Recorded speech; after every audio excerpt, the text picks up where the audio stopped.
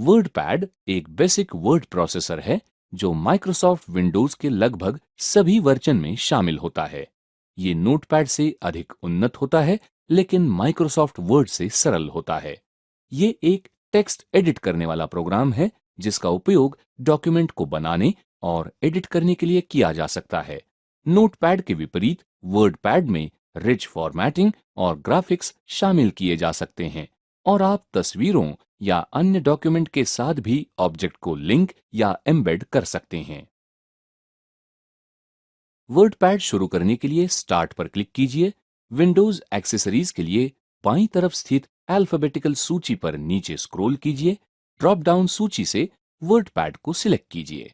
Windows 10 में WordPad Microsoft user interface ribbon का उपयोग करता है। ये टूल बार वर्डपैड स्क्रीन के शीर्ष पर स्थित होता है और टैब्स एवं ग्रुप्स के विभिन्न कमांड को अलग अलग करता है। शीर्ष पर स्थित रूलर का उपयोग आपके डॉक्यूमेंट में लेआउट और टेक्स्ट के स्थान को जांचने के लिए और टैब स्टॉप सेट करने के लिए होता है। सबसे नीचे स्थित स्टेटस बार वर्डपैड डॉक्यूमेंट के विषय में जूम सेटिंग्स जैसी अतिरिक्त सूचना देता है। अब हम डॉक्यूमेंट में टेक्स्ट टाइप करना आरंभ करेंगे। किसी लाइन के अंत में पहुंचने पर बिना एंटर दबाए टेक्स्ट अगली लाइन पर चला जाता है। इस फीचर को वर्ड रैप कहते हैं। टेक्स्ट एंटर कर लेने पर आपको कुछ संशोधन करने की आवश्यकता हो सकती है। इसे एडिटिंग टेक्स्ट कहते हैं। इस डॉक्यूमेंट में जो पहला परिवर्तन आप करना चाहते हैं वो है शीर्षक देना। अपने टेक्स्ट के आरंभ पर क्लिक कीजिए, एंटर दबाएं और फिर अप एरो बटन को दबाकर इंसर्शन पॉइंट को ऊपर ले जाएं। अब शीर्षक एंटर कीजिए। टेक्स्ट का निरीक्षण करने पर आप किसी शब्द को हटाने का निर्णय लेते हैं। किसी टेक्स्ट को हटाने के सर्वाधिक सामान्य तरीके हैं बैकस्पेस का उपयोग, जिससे इंसर्शन पॉइंट के बाईं ओर स्थित अनपेक्षित कैरेक्टर डिलीट किए जा सकते हैं, अथवा दाहिनी ओर स्थित कैरेक्टर हटाने के लिए डिलीट बटन का उपयोग। आप जिस टेक्स्ट को डिलीट करना चाहते हैं उनको सिलेक्ट भी कर सकते हैं। टेक्स्ट को सिलेक्ट करने के लिए टेक्स्ट के एक सिरे से दूसरे तक ड्रैग कीजिए। किसी शब्द को तेजी से सिलेक्ट करने के लिए उस पर डबल क्लिक कर सकते हैं।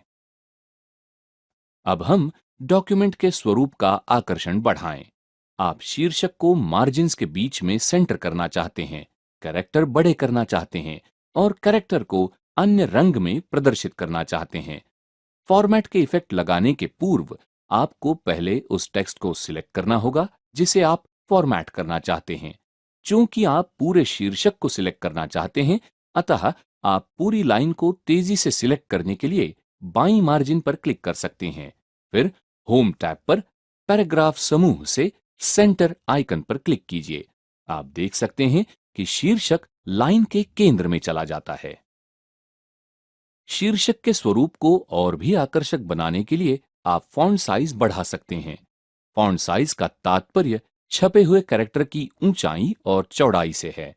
फॉन्ट समूह में फॉन्ट साइज बॉक्स में डाउन एरो पर क्लिक कीजिए और अपनी इच्छानुसार फॉन्ट साइज सिलेक्ट कीजिए। आप home tab, font group, grow font icon का उपयोग करके भी फॉन्ट का आकार बढ़ा सकते हैं। अब आप शीर्षक को बोल्ड करके उसमें रंग डालेंगे। शीर्षक को बोल्ड करने के लिए फॉन्ट समूह में बोल्ड आइकन पर क्लिक कीजिए। टेक्स्ट कलर आइकन के दाहिनी ओर स्थित छोटे से एरो पर क्लिक कीजिए और प्रदर्शित पैलेट से एक रंग सिलेक्ट कीजिए। अब शीर्षक सिलेक्ट किए हुए रंग में नजर आता है। फाइल सेव करने के लिए होम टैब की बाईं तरफ स्थित टैब पर क्लिक कीजिए और सेव पर क्लिक कीजिए। आपकी स्क्रीन पर सेव एज विंडो प्रदर्शित होती है। अपेक्षित फाइल नेम टाइप कीजिए और फाइल को सेव करने के लिए स्थान को सिलेक्ट कीजिए। हम डेस्कटॉप पर फाइल को सेव करते हैं। फिर फाइल को सेव करने के लिए सेव पर क्लिक कीजिए। आपकी फाइल डिफॉल्ट एक्सटेंशन .rtf जो रिच टेक्स्ट फॉर्मेट के साथ सेव हो जाती है। शीर्ष पर दाहिने सिरे पर स्थित क्लोज बटन पर स्थित क्रॉस आकार के बटन पर क्लिक करके डॉक्यूमेंट को बंद कीजिए।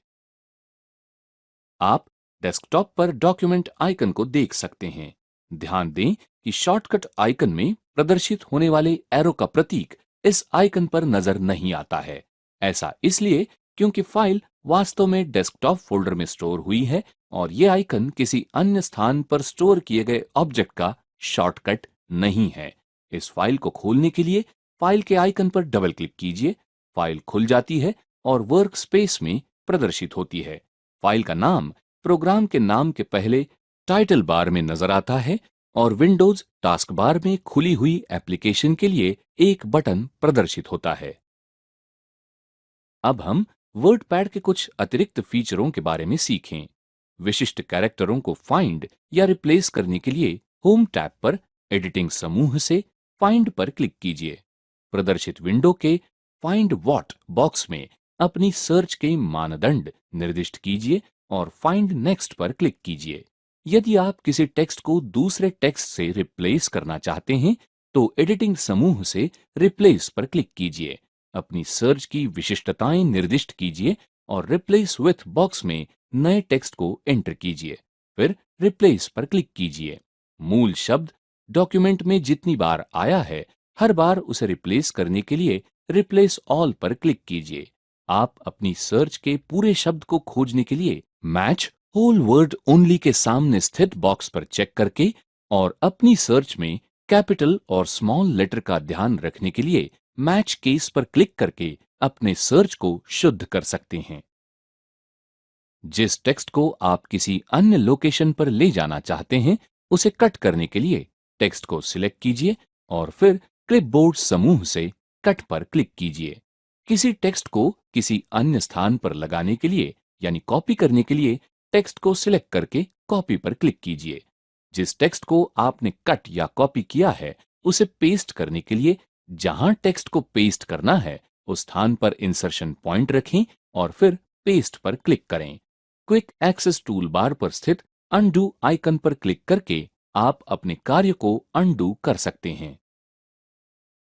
आप किसी वर्डपैड डॉक्यूमेंट में तस्वीरें भी डाल सकते हैं। होम टैब पर इंसर्ट समूह से पिक्चर पर क्लिक कीजिए। सिलेक्ट पिक्चर विंडो में अपेक्षित तस्वीर के लिए ब्राउज कीजिए और फिर ओपन पर क्लिक कीजिए। वो तस्वीर आपके डॉक्यूमेंट में इंसर्ट हो जाती है। आप साइजिंग हैंडल्स का उपयोग करके तस्वीर का आकार बदल सकते हैं। तस्वीर पर क्लिक करने पर ये नजर आते हैं।